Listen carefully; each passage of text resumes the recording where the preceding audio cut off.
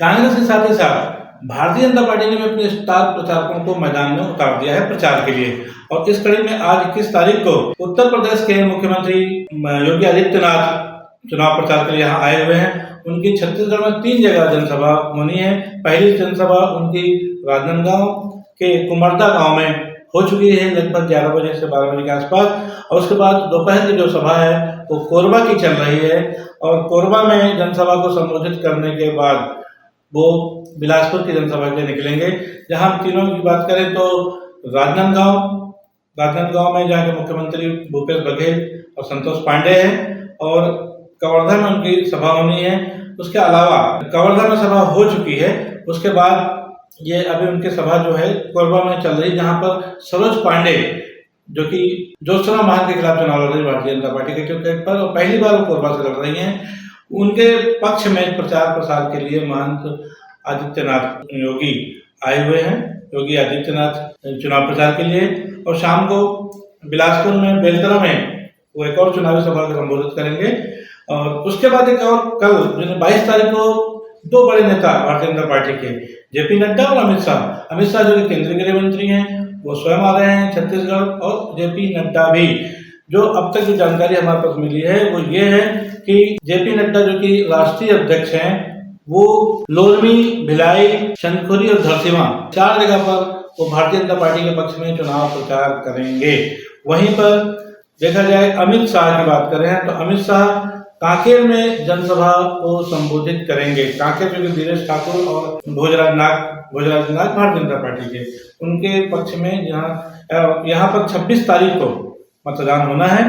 तो अमित शाह कांकेर में मोर्चा संभालेंगे और जो जेपी नड्डा है वो 4 जगह पर।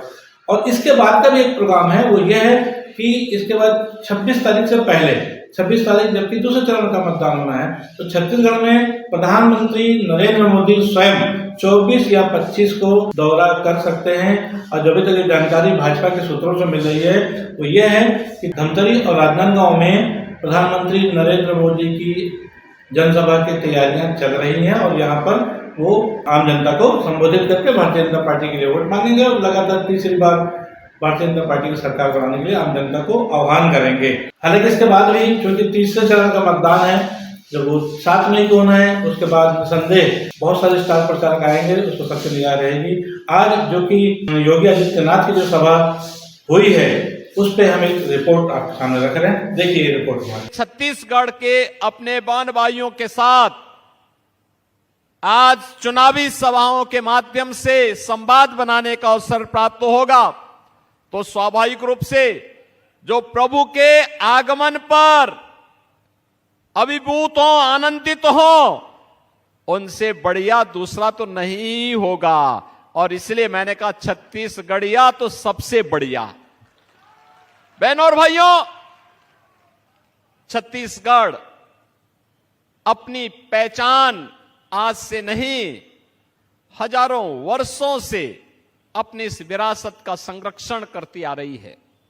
बहनों भाइयों, अभी देश के अंदर चुनाव हुए हैं, 102 लोकसभा सीटों पर चुनाव हुए हैं। पूरे देश के अंदर एक ही लहर है, एक ही आवाज है, और वह आवाज है कि फिर एक बार मोदी सरकार। तो फिर एक बार मोदी सरकार की जो गूंज है, उस गूंज को छत्तीसगढ़ में भी हमें गूंजायमान करना है। सहमत हैं? सहमत हैं? सभी सहमत हैं? पीछे तक मुझे बताओ, थोड़ा हाथ खड़ा करके, सभी लोग सहमत हैं? सभी लोग सहमत हैं?